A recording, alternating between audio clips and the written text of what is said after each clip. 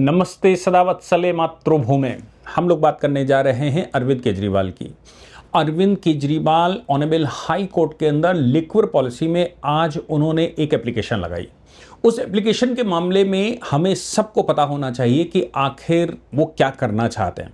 Liquor policy के मामले में हम सबको मालूम है कि ऑनरेबल जस्टिस स्वर्णकांता शर्मा की अदालत ने नीचे की अदालत के ऑर्डर को स्टे कर दिया था। हालांकि वो स्टे अभी भी जारी है। याद रखिएगा, वो स्टे वैकेट नहीं किया गया। वो स्टे नीचे की अदालत ने अरविंद केजरीवाल को छोड़ दिया था और छोड़कर 500 पेजेस की एक ऑर्डर लिखा था।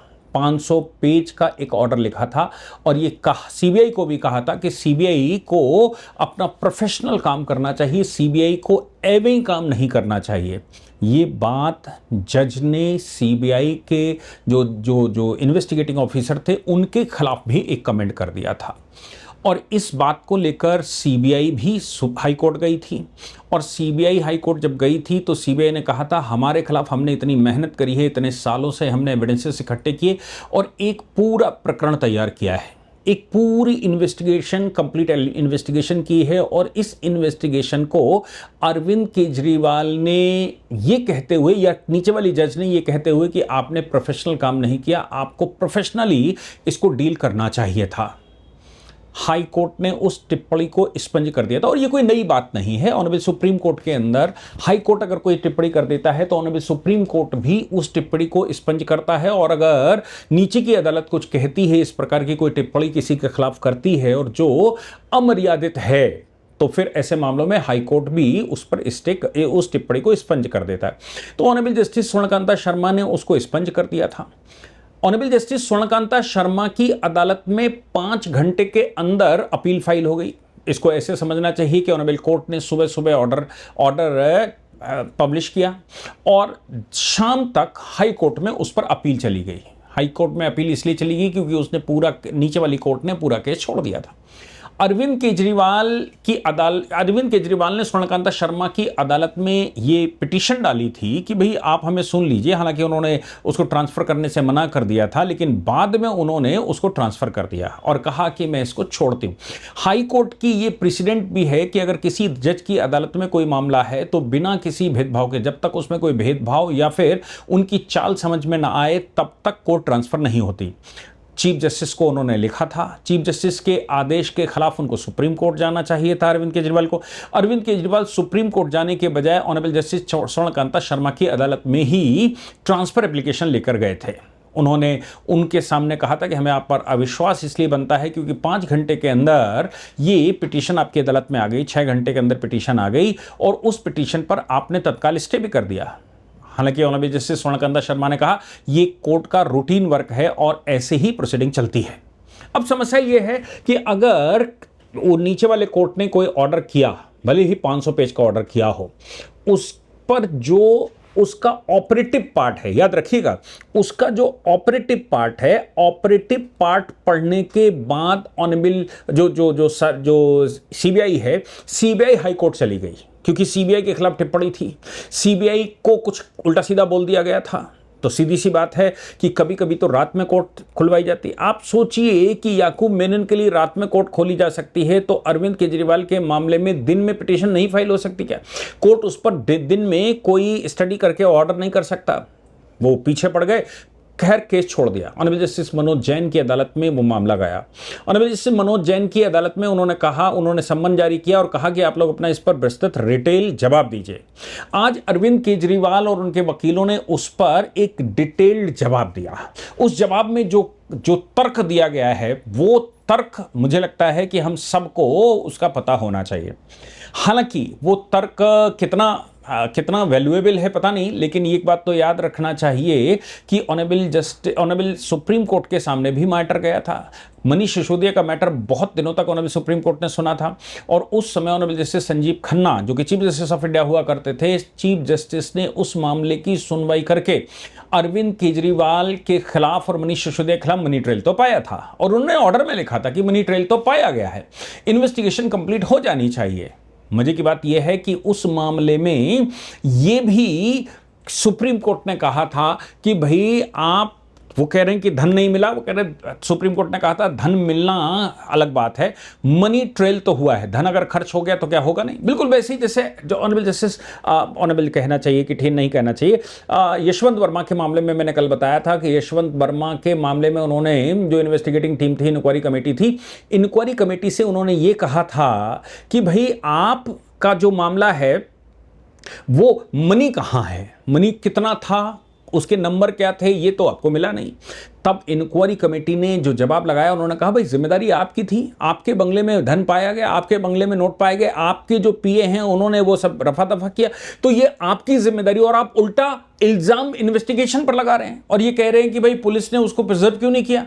आप जज हैं, आपके ऑर्डर के खिलाफ क्या पुलिस में इतनी हिम्मत है कि पुलिस कर जाएगी? आप सोचिए, वैसा ही कुछ अरविंद केजरीवाल इस समय कह रहे हैं। अरविंद केजरीवाल कह रहे हैं कि साहब आप मुझे बताइए कि आपको धन नहीं मिला तो फिर क्या धन नहीं मिला तो कैसे, जब तक बॉडी नहीं मिली तब तक मर्डर कैसे, जब तक धन नहीं मिला तब तक मैं दोषी कैसे? ये अरविंद केजरीवाल ने अपनी प्ली ली थी। हालांकि इस प्ली में सुप्रीम कोर्ट ने उस समय भी कहा था कि भाई समझ लीजिए आप मनी ट्रेल तो पाया गया है। अब धन खर्च करने के लिए सीबीआई ईडी ने यह भी बताया था कि भाई गोवा का चुनाव हो गया, गुजरात का चुनाव हो गया, यहां से वहां गया, के कविता उसमें शामिल थी, वहां से सारे उन्होंने जो हवाला करने वाले हैं उनको बीच में ले आए, जो लोग इनके काम कर रहे थे वो सरकारी गवाह बन गए और सब कुछ तो हो गया, सारी चीजें तो सामने आ गई। तब सुप्रीम कोर्ट ने यह कहा था कि भाई बहुत दिनों तक किसी व्यक्ति को अंदर नहीं रखा जा सकता। देखिए जो बेल का ग्राउंड था वो ये था कि मनी ट्रेल तो मिल रही है, लेकिन बहुत दिनों तक किसी व्यक्ति को जेल में नहीं रखा जा सकता। क्यों नहीं रखा जा सकता? क्योंकि इसमें ट्रायल लंबा चलेगा, इसमें लाखों पेजेस की चार्जशीट है और सैकड़ों लोगों का वो होना है। आप सोचिए कि उसमें 200 या 300 गवाह कम से कम रखे गए थे, अगर कम रखे जाते 500-600 गवाहों को इसमें शामिल किया गया था, जहां जहां पैसा खर्च हुआ। यानी कि 500 गवाह, आप सोच सकते हैं 500 गवाह का मतलब है सीबीआई ने कितना काम किया होगा, ईडी ने कितना काम किया होगा। 500 गवाहों से बात करी या फिर जो उसमें शामिल थे, को-एक्यूज थे, उनसे बात करी और उनको राजी किया होगा। इसलिए सुप्रीम कोर्ट ने कहा था जिस केस में 150-200 गवाहों का गवाही होती हो। अब एक गवाह के मामले में समझ लीजिए, एक गवाह की बात अगर हम करते हैं, एक एविडेंस की बात करते हैं, विटनेस की बात करते हैं, तो पहले चीफ एग्जामिनेशन होगा, 10-15 मिनट लगते हैं, फिर क्रॉस एग्जामिनेशन होगा, 15-20 मिनट लगेंगे या आधा घंटा भी लग सकता है, और फिर उसके बाद दोनों के जो स्टेटमेंट आ चुके होंगे उनकी जिरह होगी। यानी कि एक व्यक्ति की अगर एविडेंस होनी है तो आधा घंटा से 1 घंटा मिनिमम, जब बहुत कंप्यूटराइज स्पीड से चलेंगे, नहीं तो 2-2, 3-3 घंटे भी लगते हैं। अगर मैं मानूं कि 200 से 300 लोगों के एविडेंसेस होने हैं तो 300 लोगों के एविडेंसेस का मतलब अगर 1 घंटा भी लेकर चलें तो 3000 घंटे का मामला बनता है।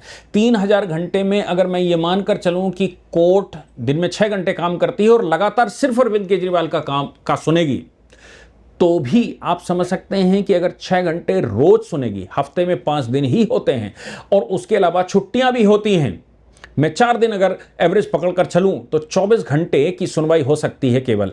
और 24 घंटे की सुनवाई अगर हो सकती है, मतलब 24 घंटे से मतलब 24 घंटे, एक हफ्ते में 24 घंटे की सुनवाई हो सकती है, तो फिर 3000 घंटों में कितना टाइम लगेगा आपको सोचना है। क्या उतना समय कोर्ट को मिला कि उसने चीफ करवाया हो हर एक व्यक्ति का, उसने क्रॉस करवाया हो, फिर उस पर जिरह हुई हो, फिर उसके अगर क्रॉस के बाद भी अगर री एग्जामिनेशन करना पड़ा तो वो हुआ हो? वो नीचे ट्रायल कोर्ट में ही सब होना था। इसलिए सुप्रीम कोर्ट ने कहा था इसमें लंबा समय लगने वाला है। चूंकि इसमें बहुत लंबा समय लगेगा, इसलिए किसी भी व्यक्ति को लगातार जेल में नहीं रखा जा सकता, भले ही मनी ट्रेल मिला हो, भले ही ये मामला क्लियर हो रहा हो कि इस मामले में अपराध हुआ है, फिर भी हम इसको बेल देते हैं। हालांकि अरविंद केजरीवाल को बेल इन शर्तों पर दी गई थी कि आप मिनिस्ट्री का काम नहीं करेंगे, आप मंत्रालयों में नहीं घुसेंगे, आप सेक्रेटरीट की बैठक नहीं लेंगे।